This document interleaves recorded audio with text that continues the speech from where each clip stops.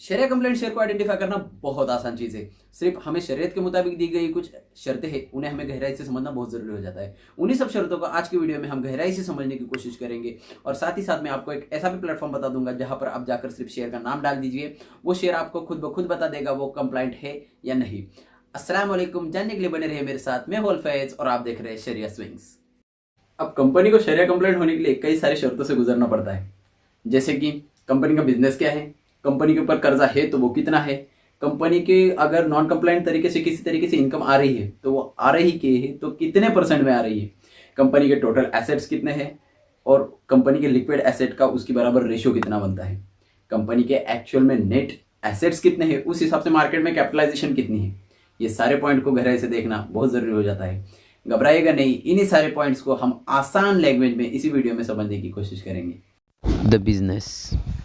Company का अपने आप में हलाल होना भी बहुत ज़रूरी हो जाता है। अब बच्चा बच्चा जानता है हलाल क्या है और हराम क्या है।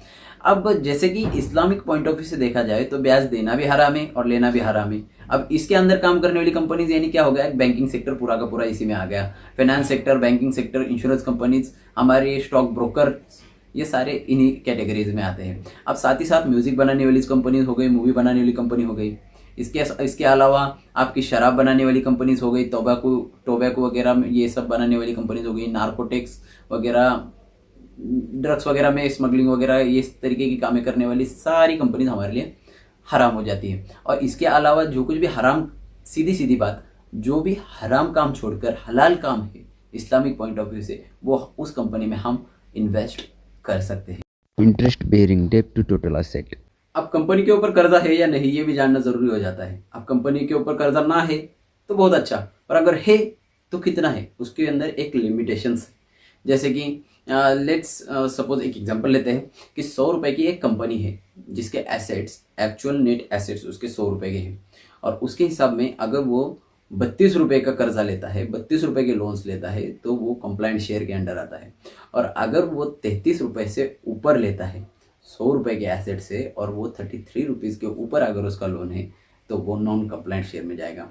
यानी 33% से कम का अगर लोन होगा तो वो कंप्लाइंट शेयर होगा और अगर 33% से ऊपर अगर उसके ऊपर कर्जा होगा तो वो नॉन कंप्लाइंट में आएगा। इनकम फ्रॉम नॉन शरिया कंप्लाइंट इन्वेस्टमेंट। किसी कंपनी के टोटल कमाई में क्या हराम तरीके से भी कुछ पैसे आए हैं ये भी क्रॉस चेक करना बहुत ज़रूरी हो जाता है। जैसे कि अगर वो कैसे आ सकते हैं ये पहले समझते हैं। एज ए एग्जांपल मैं आपको बताता हूँ। जैसे कि किसी कंपनी के कुछ डिपॉजिट किसी बैंक में पड़े हुए हैं, वो इंटरेस्ट अर्न कर रहे हैं, उस डिपॉजिट पे कुछ इंटरेस्ट अर्न कर रहे हैं, वो भी हो सकता है। दूसरा एग्जाम्पल बताता हूँ कि किसी कंपनी के होटल से जहाँ पे शराब बेची जा रही है वहाँ से भी इनकम जनरेट हो रही है, ये भी हराम इनकम हो सकती है। पर अगर ये हराम इनकम आ ही रही है तो वो कितने तक अलाउड है, पूरे 100% में ओनली 5% या 5% से कम होनी चाहिए। जैसे कि कोई कंपनी 100 रुपये कमा रही है, वो 100 रुपये में 4 रुपये 80 पैसे, 4 रुपये 90 पैसे अगर ऐसे गलत तरीके से आ रहा है तो इट्स ओके। बट अगर 5 रुपये 10 पैसे भी हो जा रहा है तो वो हमारे लिए जायज़ नहीं होगा। ऐसे कंपनी में हम इन्वेस्टमेंट नहीं कर सकते हैं। और साथ ही साथ ऐसे कंपनी ने दिया हुआ अगर डिविडेंड आपको मिलता है तो उस डिविडेंड में से और मिले हुए डिविडेंड में से आप जितने पैसे, जितने परसेंट अगर हराम तरीके से है उतना परसेंट डिविडेंड आपको सदका करना होगा।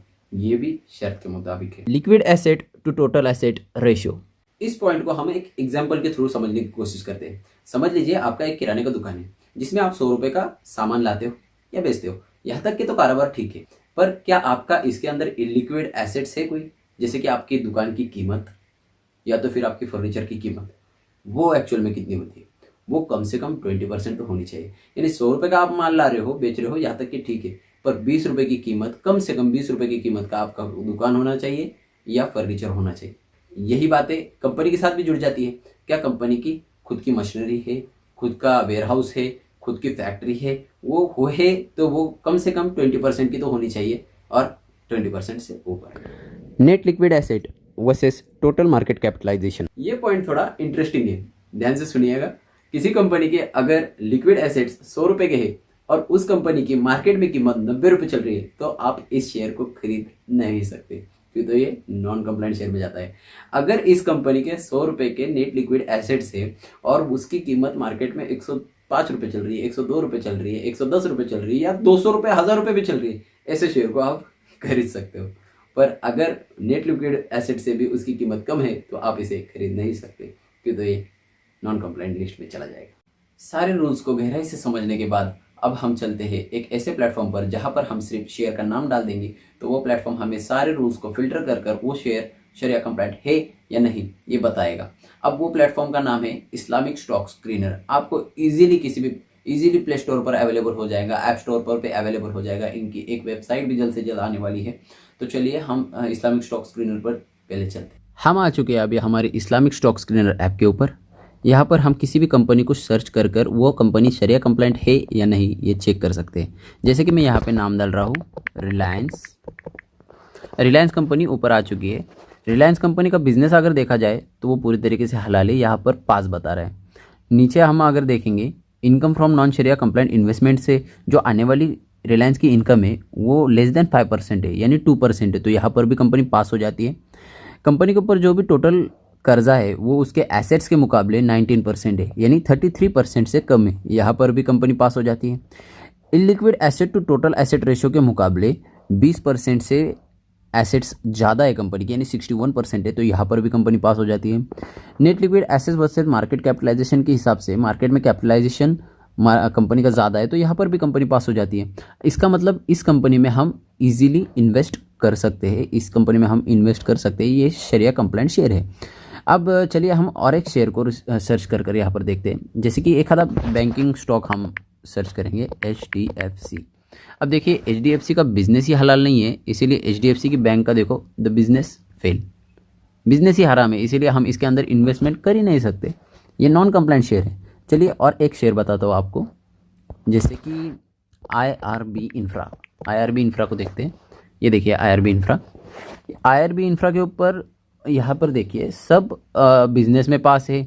इनकम नॉन शरिया कंप्लाइंट से 2% आ रहा है, उसमें भी पास है।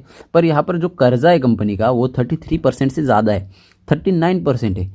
रूल के मुताबिक टोटल एसेट के मुकाबले कर्जा जो चाहिए कंपनी के ऊपर वो 33% से कम होना चाहिए। यहाँ पर 39% है, इसीलिए ये कंपनी नॉन कंप्लाइंट शेयर में जाती है। हम इसके अंदर इन्वेस्ट नहीं कर सकते। चलिए एज ए एग्जाम्पल हम देखते हैं अदानी के शेयर का, देखते हैं अदानी के शेयर में क्या हालत है। अदानी की ये देखिए अदानी पोर्ट पर हम देखेंगे तो अदानी पोर्ट का जो नॉन शरिया कंप्लाइंट से इन्वेस्टमेंट से जो रेवेन्यू आ रहा है वो 11% है, मोर देन 5% है। इसीलिए यहाँ पर भी ये कंपनी फेल हो जाती है। और साथ ही साथ इस कंपनी के ऊपर इतना कर्जा है कि वो 33% को भी क्रॉस कर जा रहा है, 50% कर्जा है। तो यहाँ पर भी हम इन्वेस्टमेंट नहीं कर सकते। ये भी नॉन शरिया कंप्लाइंट शेयर है। देखिए उसी तरीके से अदानी के कई सारे 5 शेयर ऊपर आ रहे हैं जो नॉन कंप्लाइंट शेयर है। और यहाँ पे नीचे 2 शेयर आ रहे हैं जो है अदानी टोटल गैस लिमिटेड और अदानी विल्मर लिमिटेड। ये दोनों शेयर हमारे 5 रूल्स में फिट बैठ रहे, तो ऐसे शेयर्स में हम इन्वेस्टमेंट कर सकते हैं।